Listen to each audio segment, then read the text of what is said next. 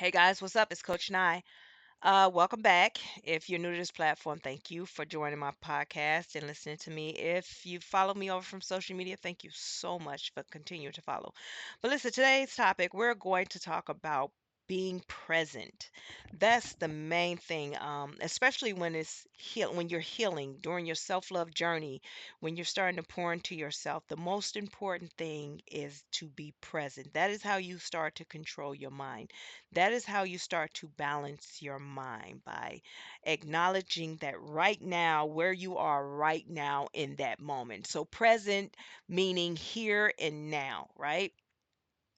It's basically existing or occurring now, or it's the period of time now occurring. That's the definition of it. So, being present means focusing entirely on the here and now, engaging with the current experience without being distracted by thoughts of the past or worries about the future.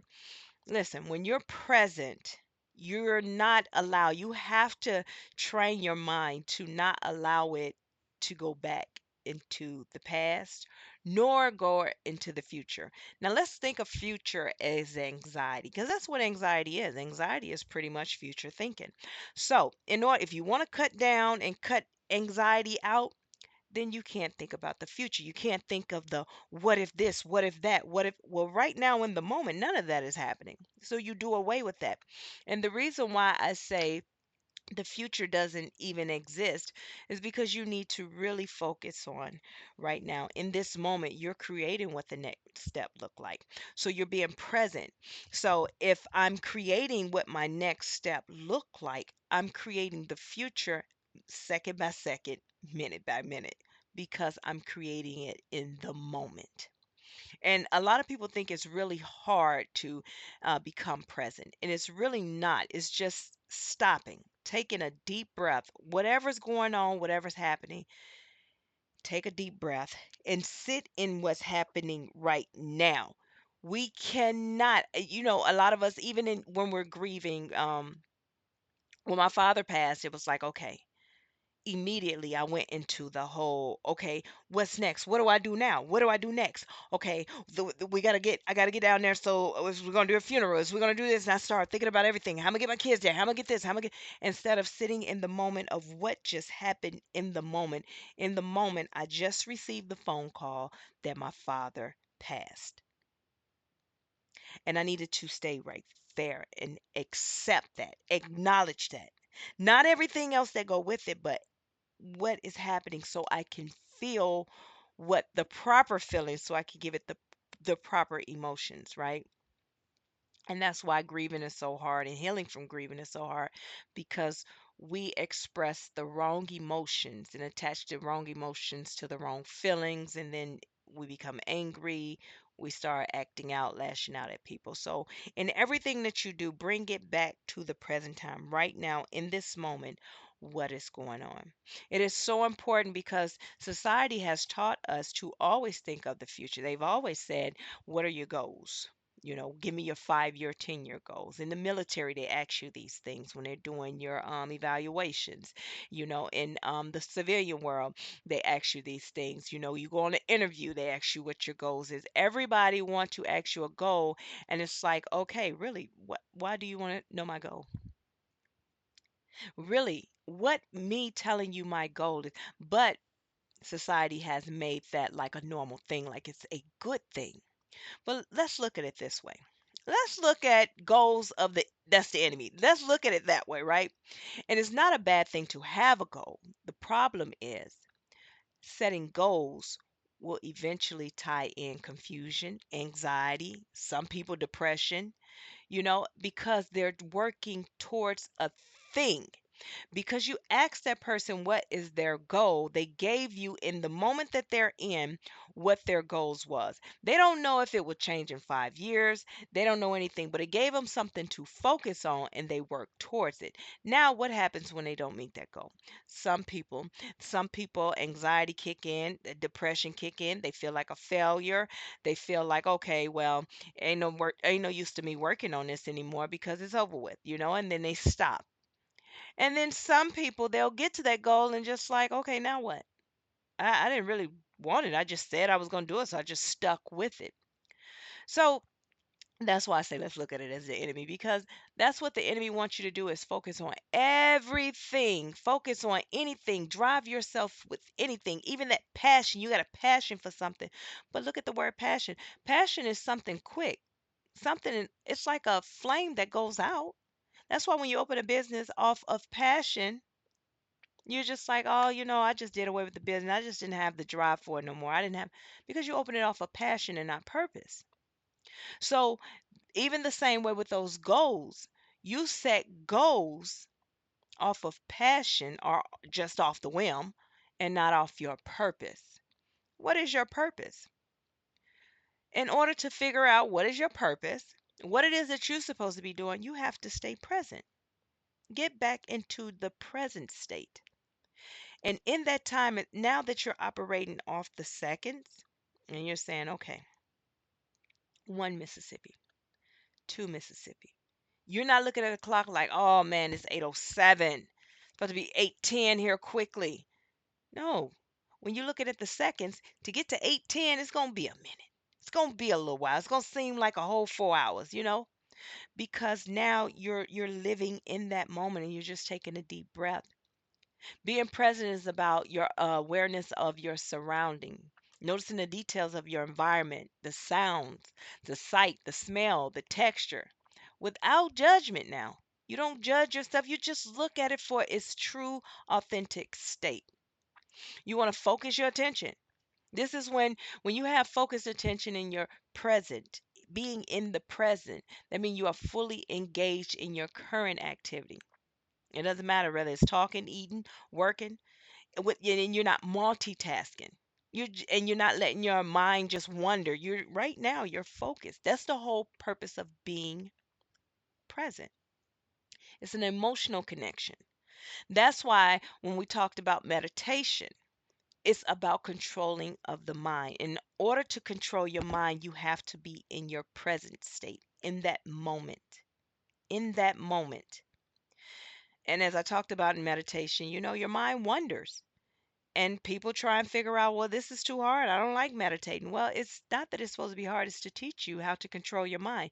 You tell your mind if it's going to wander or not. Not that it just happens. You just minding your business, and all of a sudden you start thinking of this. That's not healthy. We think it's healthy, but that's not healthy.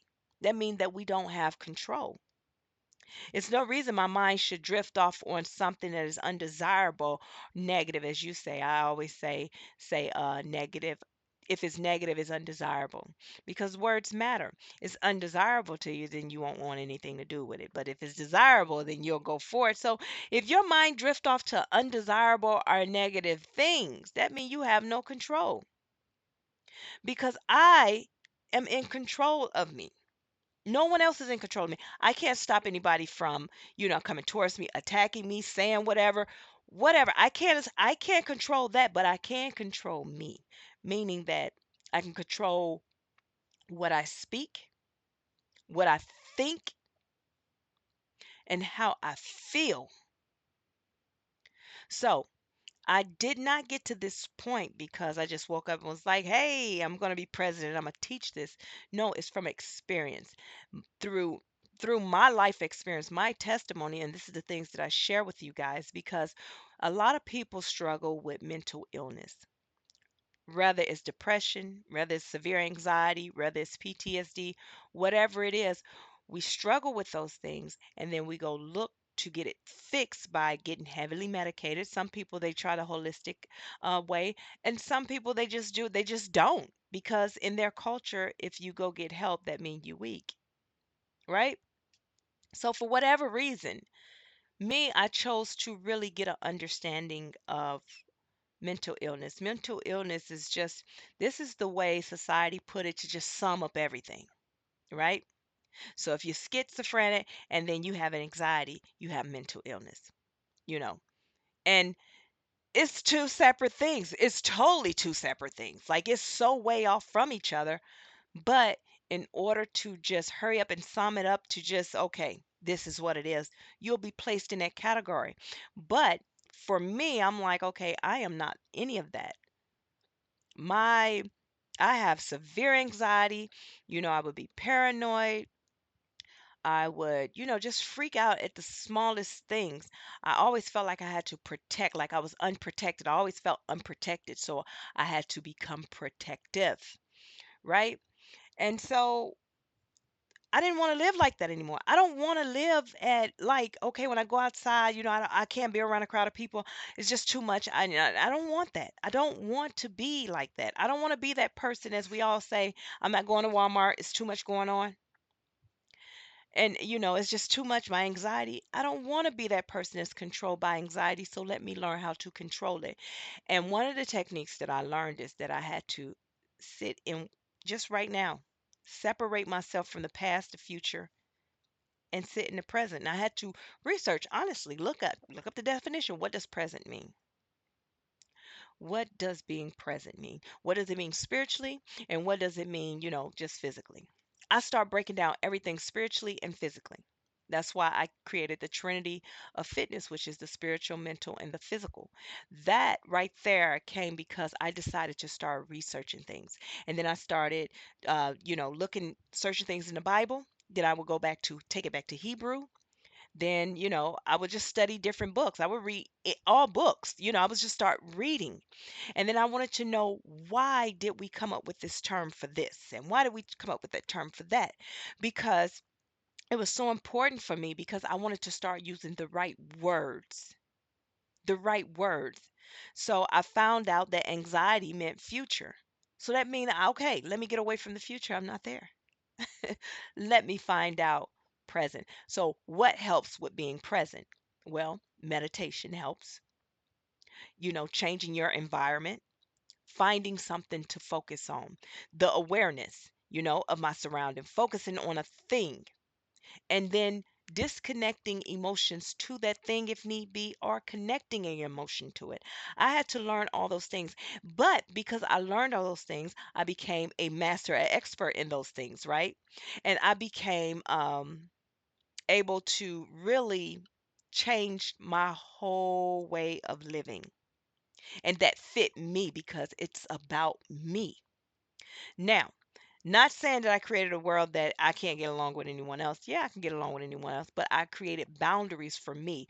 When I feel this is too much, okay, I disconnect myself. I don't have to make a grand exit. I don't have to say, no, y'all doing too much. I don't have to say, oh, this is crazy. That is not healthy. You're not here. I didn't have to do any of that. What I had to do is just know what my gray area was and my cues, and disconnect and go on. That was it.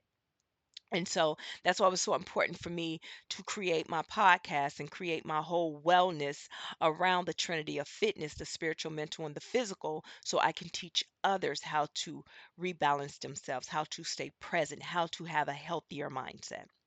Okay. So that's all that I have for you guys today. And I thank you for joining and listening.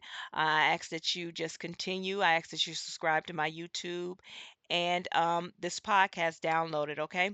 You guys, if no one told you today, I'm telling you right now that I love you and I am so proud of you. And I want you to keep always showing up as the best version of yourself. Okay.